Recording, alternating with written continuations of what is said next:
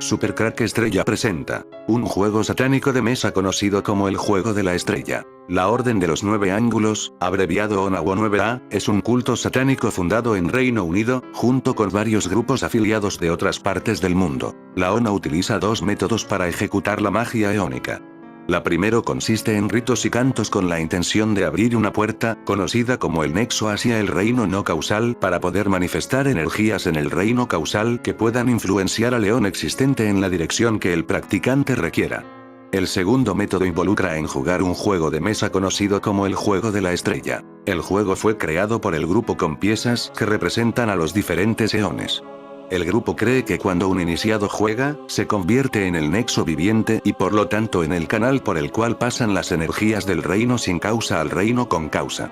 Una forma avanzada de juego se utiliza como parte del entrenamiento para adquirir el grado del adepto interno. La historia de la Tierra se divide en 4 eones: Adeico, Arcaico, Proterozoico y Fanerozoico, y sus nombres provienen respectivamente del griego para infierno, origen, vida temprana y vida evidente. La Orden promueve la idea de los dioses oscuros existen dentro del reino sin cauce, sin embargo, se acepta que algunos miembros los interpreten, no como entidades reales, pero sí como facetas del subconsciente humano.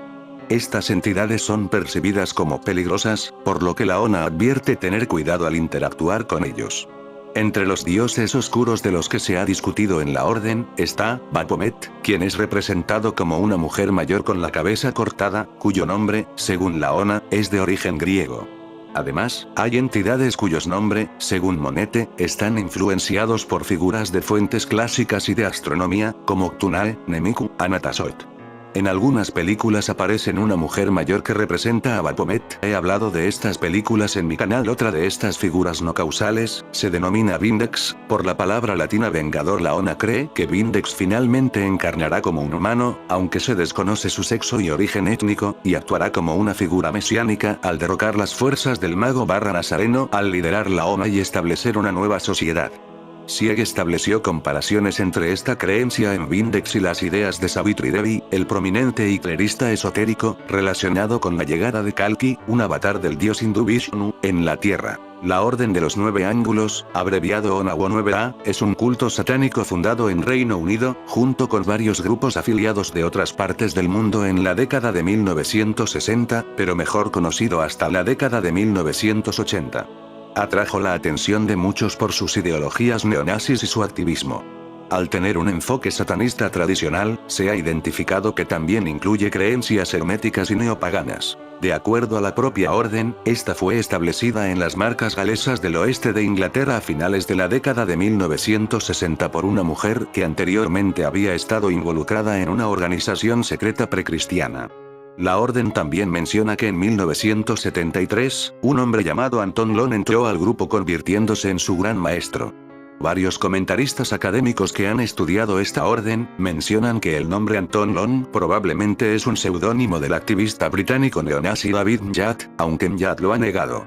Desde finales de la década de 1970, Lon escribió varios libros y artículos para propagar ideas de la orden y en 1988 comenzó a producir su propio diario, Fenrir. A través de estos eventos, estableció relaciones con otras organizaciones neonazis alrededor del mundo que se hicieron más fuertes gracias al Internet en la década del 2000. La ONA promueve la idea de que la historia humana pueda estar dividida en una serie de eones, de los cuales cada uno contiene una civilización humana. Menciona que el eón actual representa a la civilización occidental, pero que su evolución se ve amenazada por la influencia de los magos nazarenos de la religión judeocristiana, que la Orden tiene intención de combatirla para establecer un nuevo orden social y militarista, denominado el Imperio.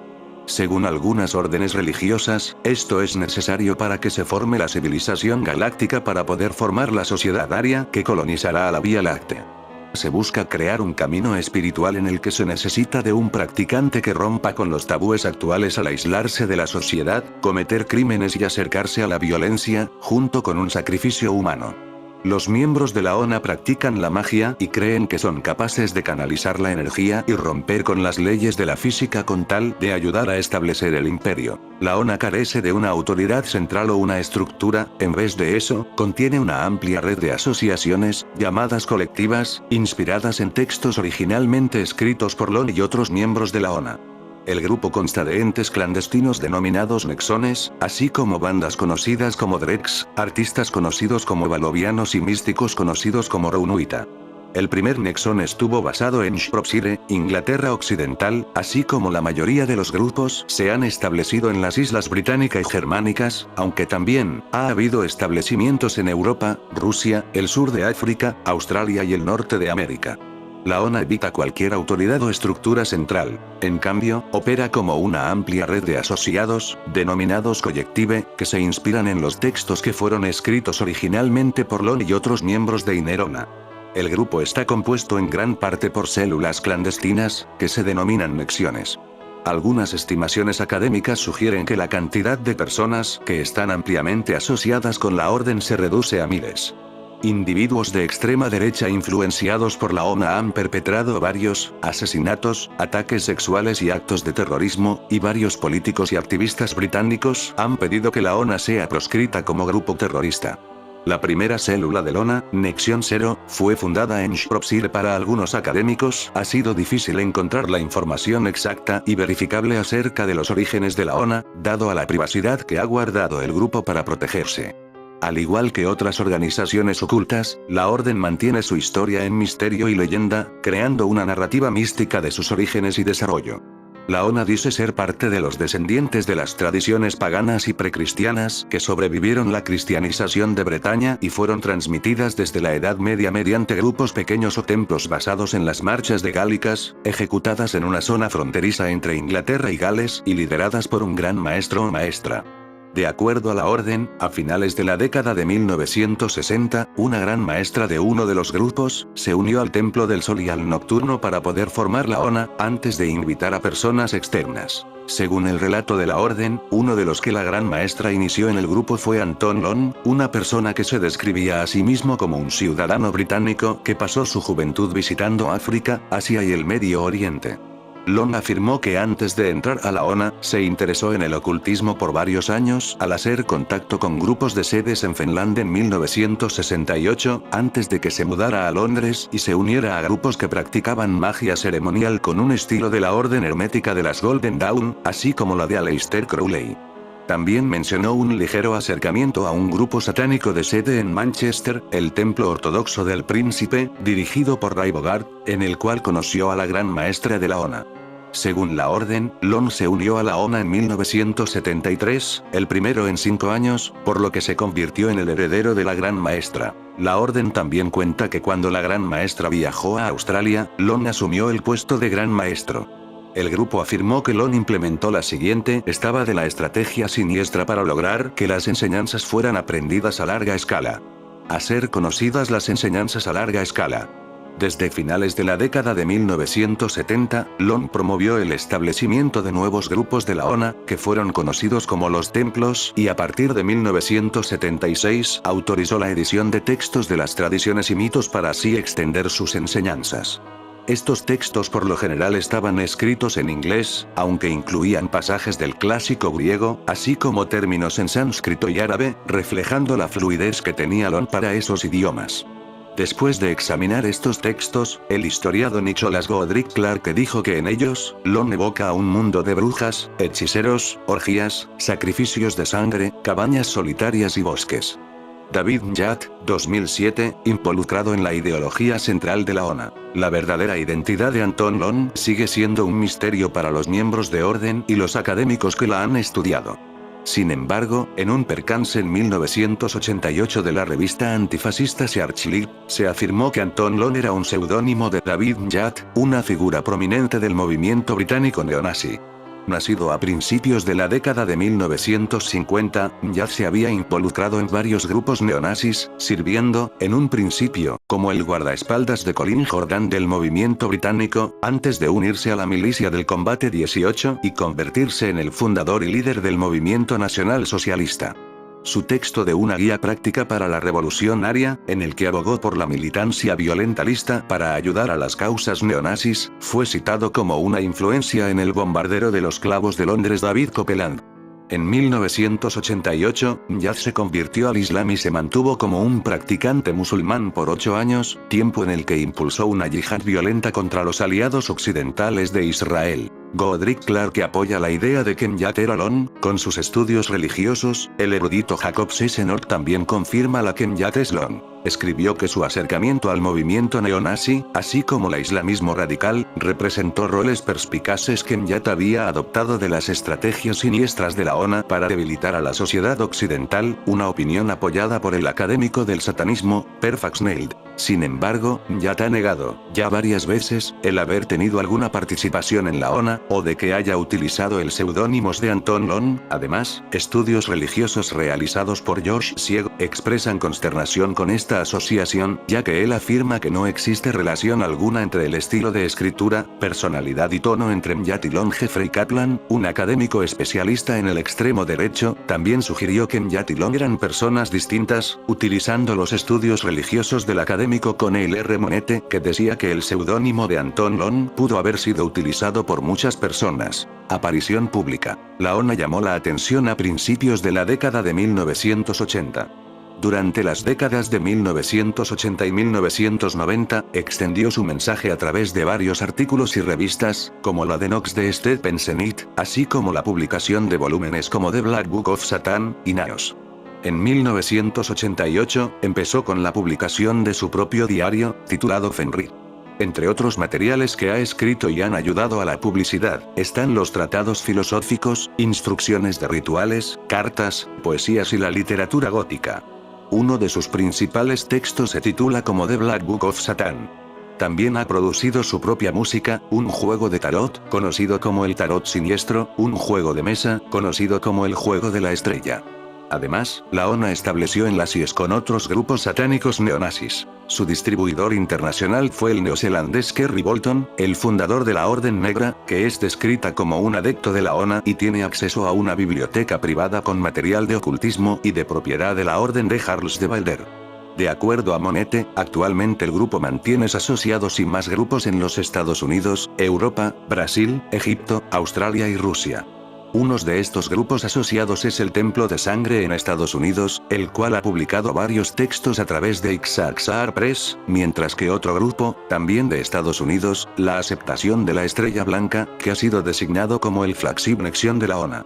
Al empezar la década de 1990, la Orden declaró que estaba entrando a la segunda etapa de desarrollo, en la que dejaría atrás su enfoque anterior de reclutamiento y divulgación pública ante la comunidad de ocultismo y que mejor se centraría en perfeccionar sus enseñanzas. La tranquilidad de sus resultados hizo que algunos ocultistas pensaran que la ONA había desaparecido.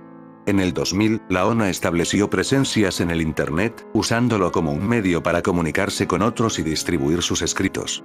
En el 2008, la ONA anunció que estaba entrando a la tercera etapa de desarrollo, en la que de nuevo se centraría en su promoción, utilizando redes sociales, blogs en línea, foros, Facebook y YouTube para difundir su mensaje.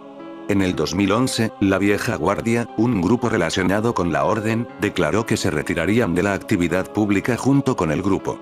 En marzo de 2012, Lon anunció que él también se retiraría de la actividad pública, aunque al parecer sí permaneció de manera activa en la Orden. Creencias y estructura. Símbolo tradicional por la Orden de los 9 ángulos. La ONA describe a sus creencias como pertenecientes a una tradición mística y siniestra, añadiendo que ni es, ni nunca será satanista o estrictamente de la trayectoria de la mano izquierda, pero usa el satanismo y el LHP como formas causales. Esto es, como técnicas, experiencias, pruebas y retos para facilitar el avance del practicante espiritual. Monette describe a la ONA como una fascinante mezcla de hermetismo tradicional y el satanismo, junto con algunos elementos paganos.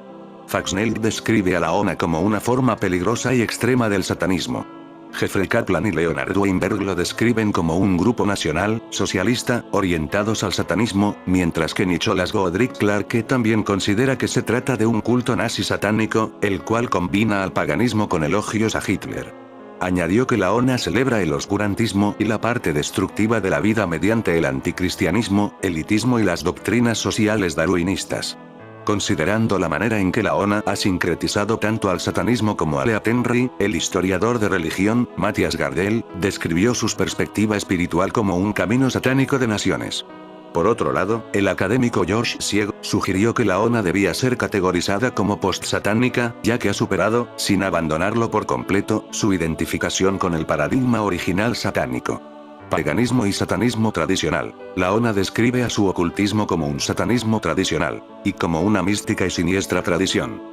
Según Jesper Agar Petersen, un académico especialista en satanismo, la orden presenta una nueva y reconocible interpretación del satanismo y la trayectoria de la mano izquierda, y para aquellos involucrados en el grupo, el satanismo no es una simple religión, sino un estilo de vida. La orden postula al satanismo como un logro difícil e individual de autodominio y superación de Nietzschean, con un énfasis en el crecimiento individual a través de actos prácticos de riesgo, destreza y resistencias.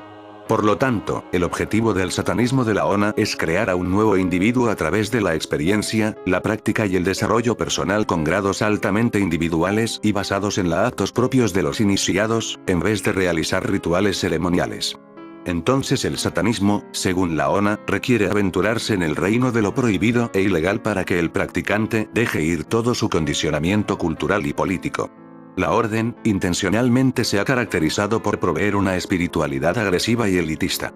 Con sus estudios religiosos, el académico Graham Harvey afirmó que la ONA encajaba en el estereotipo del satanista, mejor que otros grupos, por los muchos actos ilegales y realmente impactantes que la orden practicaba. Long rechaza la organización cuasi religiosa y los gestos ceremoniales de la Iglesia de Satán, el Templo de Set y otros grupos satánicos.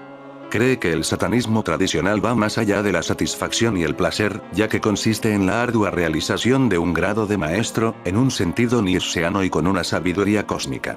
Su concepto de satanismo es práctico, con un énfasis en crecimiento individual, hacer la oscuridad y el peligros, a través de prácticas de destreza, resistencia y riesgo. La ONA critica a grupos satánicos más grandes como la Iglesia de Satán y el Templo de Set, los que parece ser una simulación satánica porque adoptan el glamour asociado con el satanismo, pero tienen miedo de experimentar su verdadera realidad. A su vez, la Iglesia de Satán también ha criticado lo que describieron como la insistencia paranoica de que la orden dice ser la única defensora de la tradición satánica.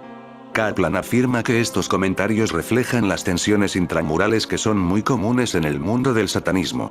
Con estas críticas, Anton Long escribió que la ONA no afirma ser la organización pionera, así como no reclaman algún tipo de autoridad, cuando en el pasado, nosotros hemos dicho cosas que otros interpretan como algo en contra del templo de Set o la Bei, nosotros simplemente asumimos el rol de adversarios, desafiando lo que parece estar convirtiéndose en un dogma aceptable.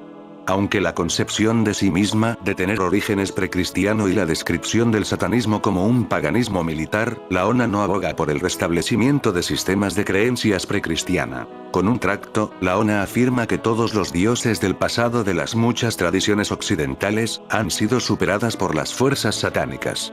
Sin embargo, Godric Clark notó que las ideas y rituales del grupo se basan en una tradición nativa, con referencias del concepto precristiano anglosajón y con énfasis en ceremonias ejecutadas en equinoccios, junto con la producción de incienso utilizando árboles indígenas, lo que sugiere la idea de tener un arraigado en naturaleza inglesa. Los practicantes deben pasar por peregrinaciones negras, así como por sitios ceremoniales prehistóricos en zonas alrededor de Shropshire y Herefordshire en tierras inglesas. En estos lugares está el mapa más grande hecho en la Edad Media. Se trata de una pieza creada hacia el año 1300 que muestra una visión del mundo cristiano antiguo. Se encuentra en la Catedral de Hereford, Inglaterra. No se sabe cómo llegó allí. Tiene una dimensión de 1,59 por 1,34 metros. A través de más de 500 dibujos en tinta hechos sobre piel de becerro, muestra lo que era la geografía, historia y concepción religiosa del mundo para ese entonces. Muestra especies animales y vegetales desconocidas. No se sabe si estas existieron y desaparecieron o son invenciones de los creadores del Mapa Mundi, barcos voladores o naves espaciales. En pinturas de la época medieval se observan objetos que parecen volar y que no son cuerpos celestiales. Parecen barcos o máquinas voladoras. Así ocurre por ejemplo en la obra La Madonna de San Giovannino, de Domenico Ghirlandaio, 1449-1494. Imaginación, deseo de volar, o reproducción de algo que realmente existía en la época. ¿Te animas a saber más sobre este tema? Comparte este artículo con tus amigos y contactos, seguro que a ellos también les interesan estos misterios medievales. El Mapa Mundi de Hereford es un mapa, con la estructura Teo datado hacia 1300, conservado en la Catedral de Hereford, en el oeste de Inglaterra, donde debía de servir de retablo en la iglesia. Su ejecución se atribuye a Richard O'Faldingham, prebendado de la Fort. De menor tamaño que el Mapamundi de Ebstorff, con el que guarda semejanza, mide 132 x 162 centímetros, dibujado en una sola hoja de pergamino con tinta negra y algunos toques de rojo, verde, oro y azul. En la parte superior, fuera del círculo, se representa el Pantocrátor dominando el orbe. Bajo él, al borde del mundo, una isla redonda representa el paraíso terrenal. En el centro se sitúa Jerusalén, con la cruz. Conforme a la costumbre establecida en los mapas de Tenno, el mundo habitable lo forman los 3 continentes conocidos del hemisferio norte, pero Asia, en la mitad superior, y África en el cuadrante inferior derecho, separada de Europa por las columnas de Hércules, aparecen pobladas también por seres fantásticos y monstruos. Junto a las imágenes cristianas y bíblicas dominantes, el Minotauro en el laberinto de Creta remite todavía a la mitología clásica. Dentro de las murallas del siglo XI de la Catedral de Hereford, Inglaterra, cuelga una curiosa cacofonía de imágenes inscritas en un gran mapa medieval de unos 58 metros de alto por 1,33 de ancho conocido como Mapamundi. El Mapamundi, o Mapamundi, es decir, Mapa del Mundo, de Hereford, que data de 1285, está adornado con más de 500 ilustraciones de sucesos bíblicos, plantas y animales exóticos, criaturas salvajes y extrañas y mitos clásicos. El año 1285 fue sin duda un año dentro de esa realidad Matrix donde estamos inmersor. Por ejemplo, en el año 1285 Dante Alighieri, 1265-1321, un hombre tan enigmático que amaestraba gatos, guardó un profundo silencio acerca de sus estudios y actividades intelectuales entre los años de 1285 y 1290. Estos son los años ocultos a sus biógrafos e, incluso, a la mayoría de los dantólogos obsesivos, que han exprimido durante siglos los símbolos de sus versos, pero que no se han atrevido a penetrar en las oscuras cavernas de sus años juveniles y en su doble vida secreta de exiliado en Rávena. Los eruditos han denominado a esta época los años oscuros. Un dantista reconocido, John S. Carroll, comentó en 1904, «La educación de Dante está envuelta en un misterio casi absoluto. El cómo adquirió su vasto conocimiento nos es, prácticamente, desconocido. Esta situación, después de más de un siglo, ha cambiado poco.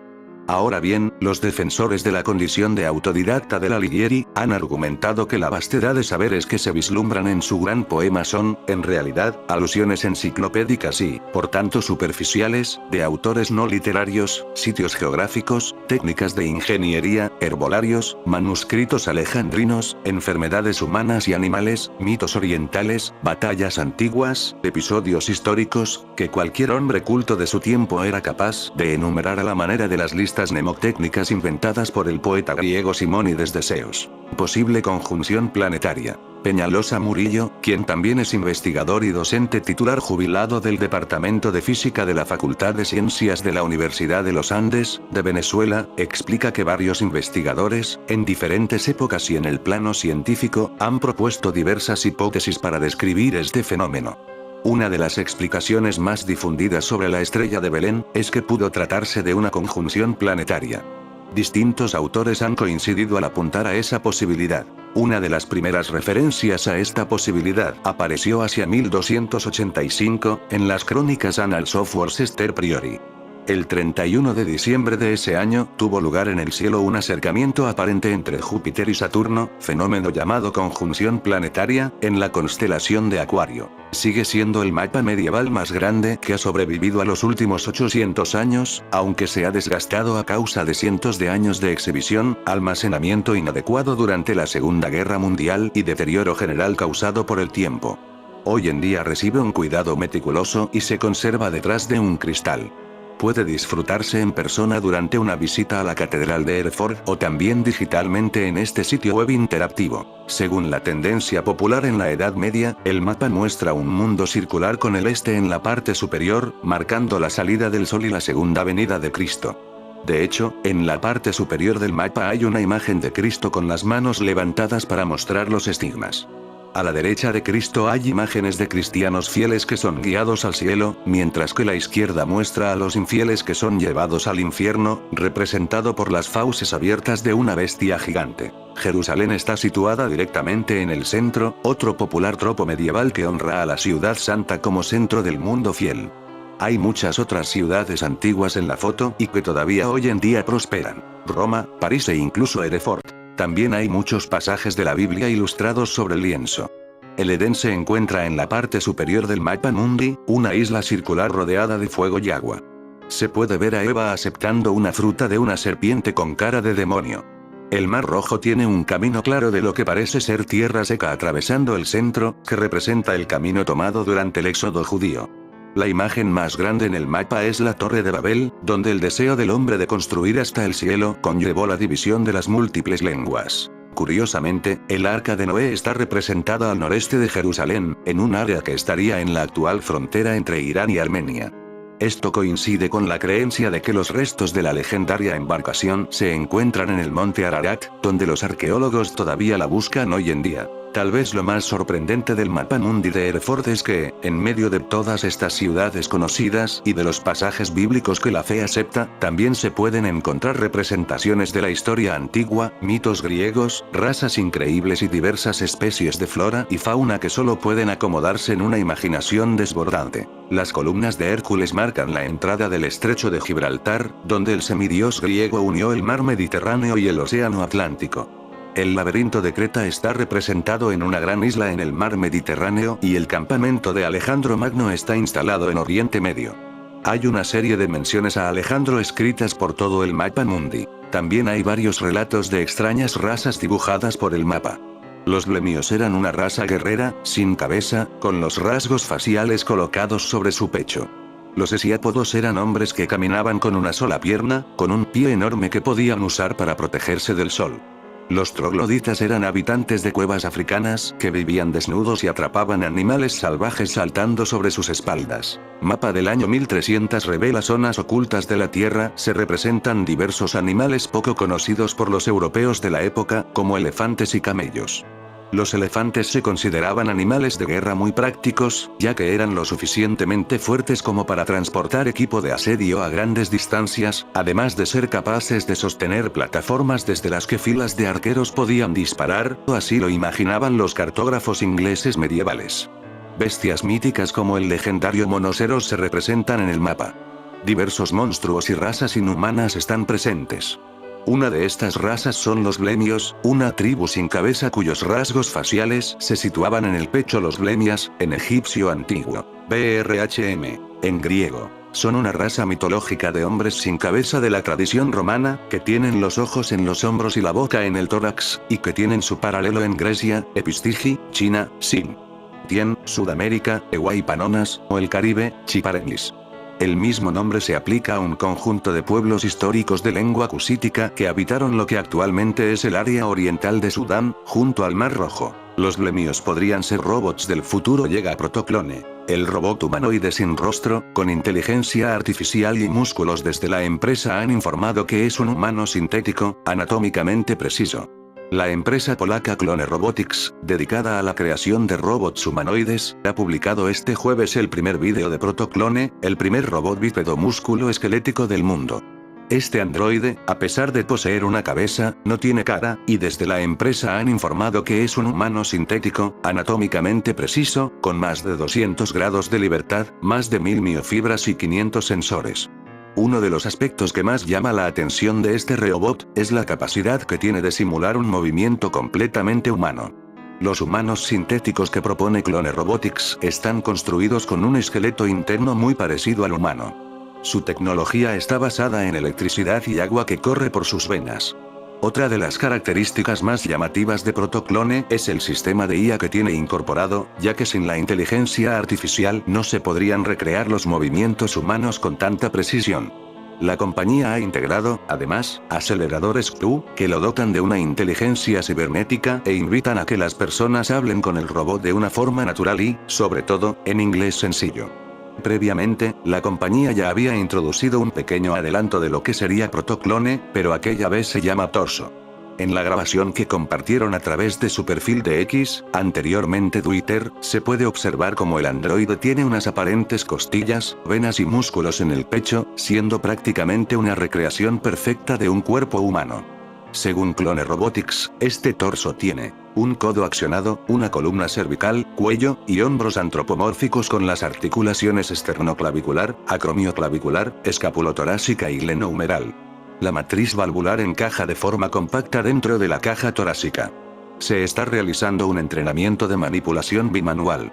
Compite contra Elon Musk. La empresa ha anunciado que las primeras unidades estarán disponibles para preordenar este 2025, eso sí, limitadas a una exclusiva edición de 279 ejemplares, denominada Alpha Edition, que promete redefinir el concepto de robótica personalizada. El medievo se caracterizó por las grandes historias de criaturas sorprendentes que vivían en el mundo.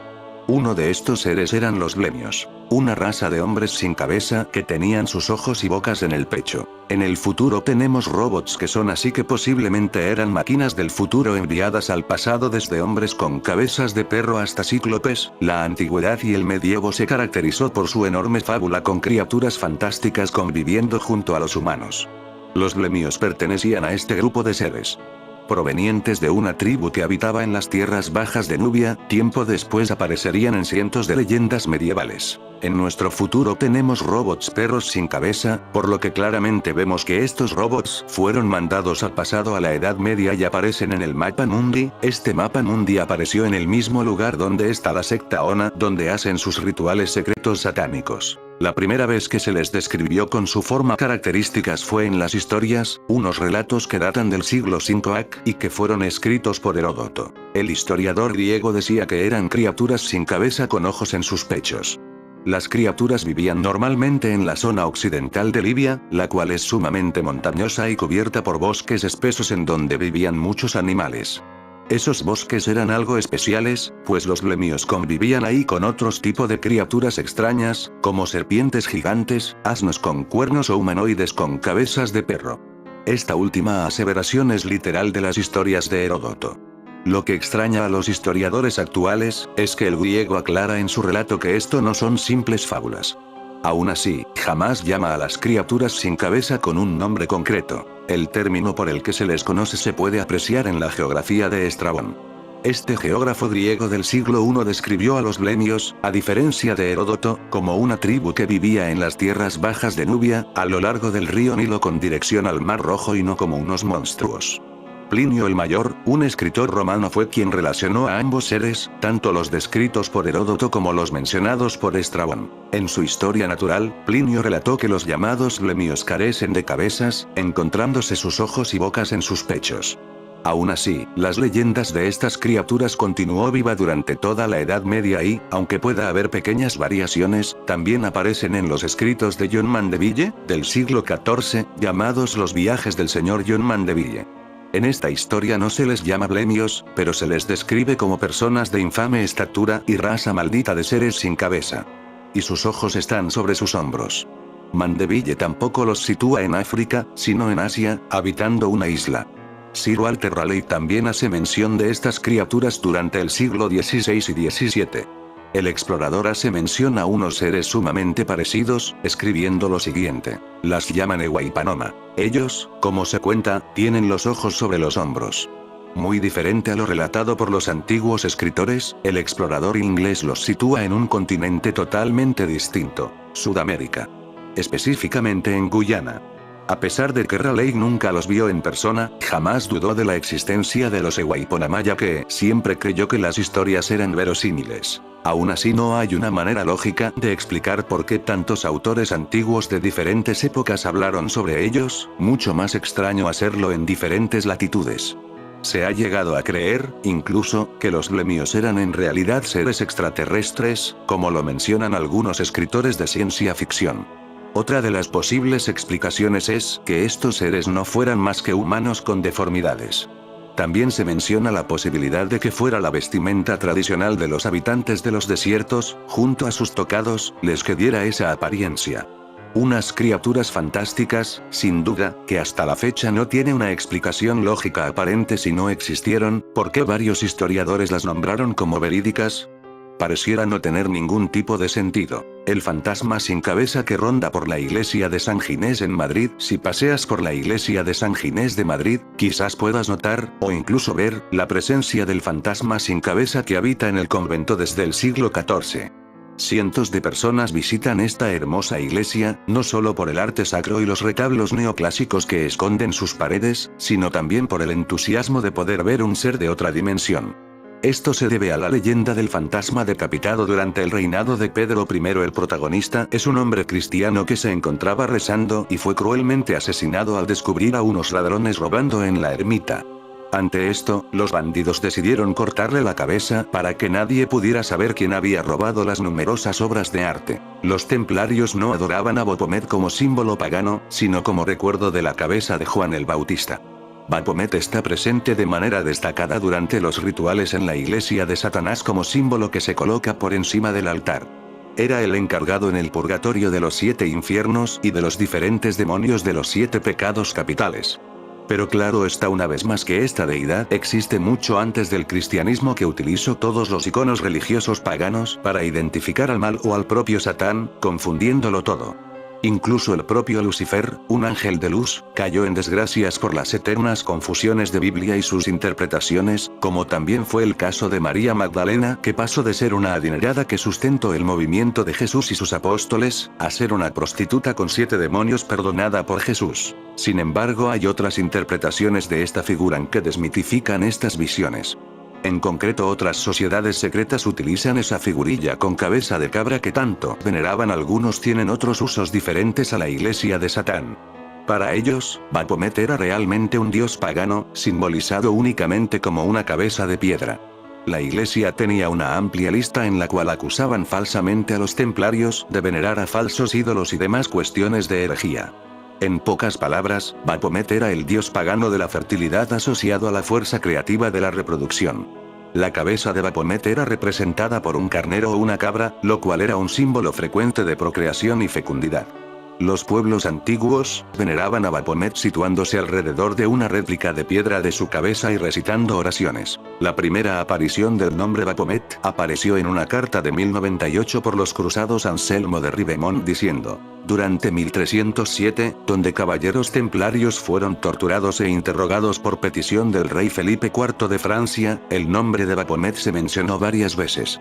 Mientras que algunos templarios negaban la existencia de Baphomet, otros lo describen como si fuera una cabeza cortada, un gato, o una cabeza con 3 rostros.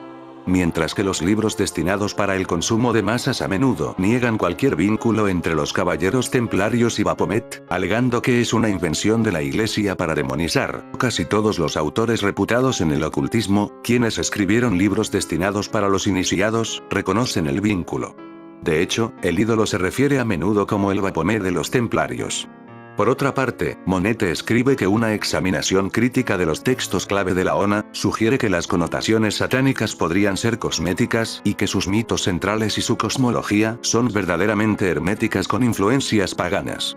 Cosmología eónica. La ONA establece que la evolución cósmica está guiada por dialectos siniestros de energías eónicas alternas. La ONA divide la historia en una serie de eones, creyendo que cada uno fue dominado por una civilización humana que emergió, se desarrolló y murió. Establece que cada eón duró aproximadamente 2000 años, con su respectiva civilización humana, ocupando 1500 años del período. Sostiene que después de 800 años de crecimiento, cada civilización enfrenta problemas, resultando en una era de problemas que duraba entre 398 y 400 años. La etapa final de cada civilización duraba aproximadamente 390 años, que era controlada por un militar y fuerte régimen imperial, después del cual la civilización caía. La ONA asegura que la humanidad ha vivido durante 5 eones, cada uno con una civilización asociada: primal, hiperbóreo, sumerio, helénico y occidental. Ambos, Goddard Clarke y Senold, han declarado que este sistema de eones está inspirado por el trabajo de Arnold J. Toynbee, junto con Senold, sugiriendo que también pudo haber sido influenciado por las ideas de Crowley con respecto a los eones telémicos. Sin embargo, la ONA ha declarado que su concepto no tiene nada que ver con Crowley, pero sí está basado en los trabajos de Toynbee y Spengler. En fin, amigo de Supercrack Estrella, si te gusta mi contenido, dedos arriba y comparta el video para no ser apagado por las élites.